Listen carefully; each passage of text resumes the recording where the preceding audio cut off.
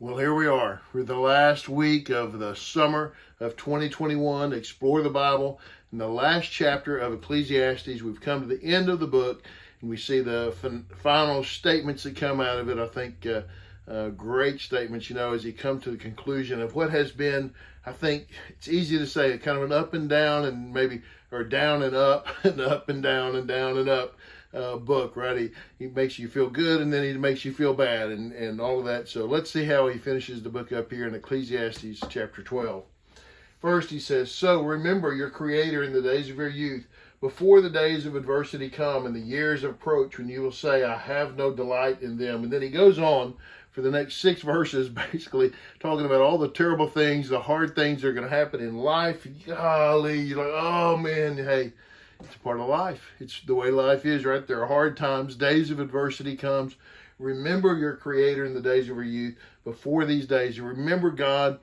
Cling to Him before it starts, right? Because at the end, absolute futility, says the teacher. Everything is futile. Oh, wow. Thanks. Thanks so much, Solomon. You make me feel so good about life. Look, hold on to God, because there are going to be hard days. It's going to be difficult. It's going to be challenging. It'll be challenging maybe in your financial life or your social life, your friendships, your emotions, physically challenging. This is what happens. This is life. I always told my kids when they were young, life is tough and then you die. I mean, I guess maybe I'd learned that from Solomon, I guess. This is it. Life is tough and then you die. This is the way it is. Everything is futile.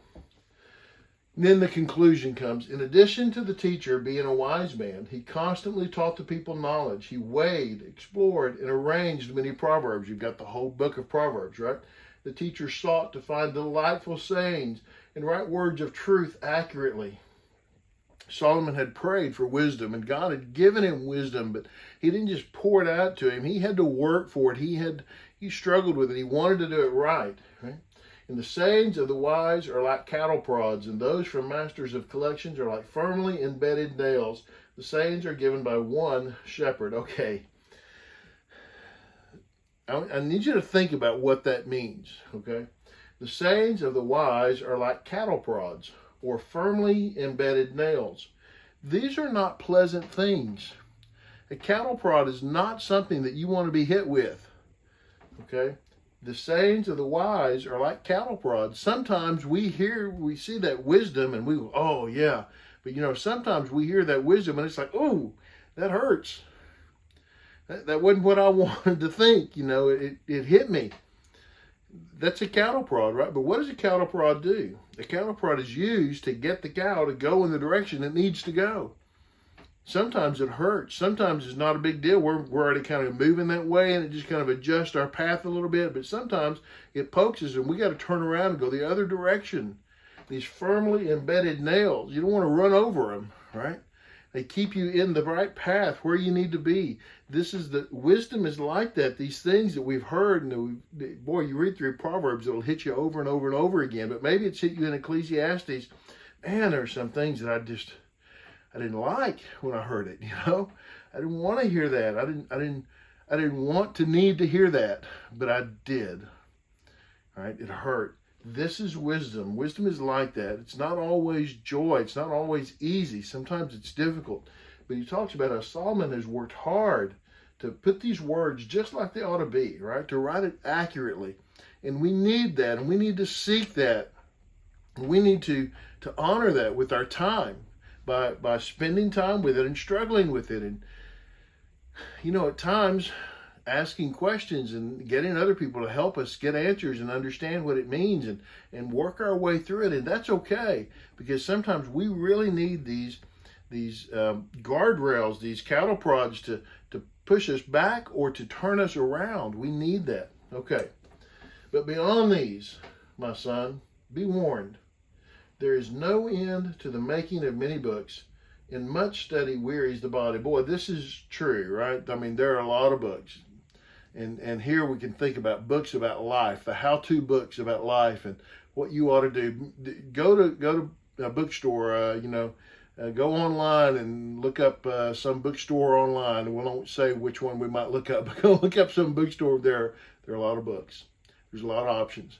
A lot of people written a lot of stuff about how to live in this life, right? It's all over the place. You can find, if you want counsel, you can get counsel. I'm not going to say wisdom necessarily, but you can get counsel from a lot of different places. And sometimes it just wears us out, right? We got too much, and we can't figure out which one we ought to do.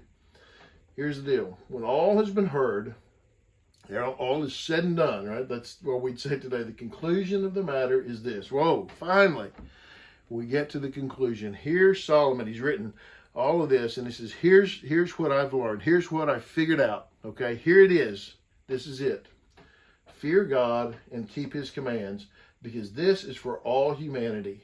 For God will bring every act of judgment, including every hidden thing, whether good or evil. Here's what he's learned. Fear God. Honor him. Respect him.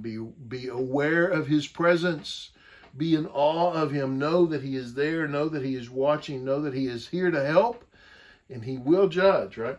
Keep his commands. Do what he says. Live wisely. Don't live like a fool to not fear God, right? The fear of God is the beginning of wisdom. To not fear God is to eschew wisdom. To say, I don't need wisdom. I don't care what it is. I'll just do it my own way. I'll pick my own path.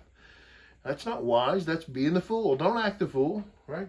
Keep his commands. Do this wisely, because this is for all humanity. Solomon's not just writing for those who are followers of Yahweh. He's not just writing for Jews. He's writing for everybody, because God is the God of all, and it's true for everybody. Fear God and keep his commands. For God will bring every act to judgment, including every hidden thing, good or evil. He knows. And he brings everything comes before him. So know that it does matter what we do. Okay? You know, we talked about this last week. What's the point? We talked about it in the very first week of Ecclesiastes. What's the point? Why are we doing this? And when he gets to the end of it, he says, it does matter. Last week, enjoy life. Life does matter. This is it. Make a difference with this life. Honor God. Live in a way that honors him. Keep his commands.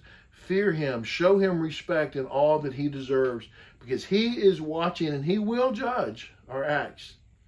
So do those things that honor him. Live in a way that makes a difference in this life, because we're all going to die one day. Everybody's going to die. And, Paul would say, and face judgment, right? You'll face your Creator. So remember your Creator. This life's going to be hard. It's going to be difficult. Things are going to be a challenge to you. That's going to happen.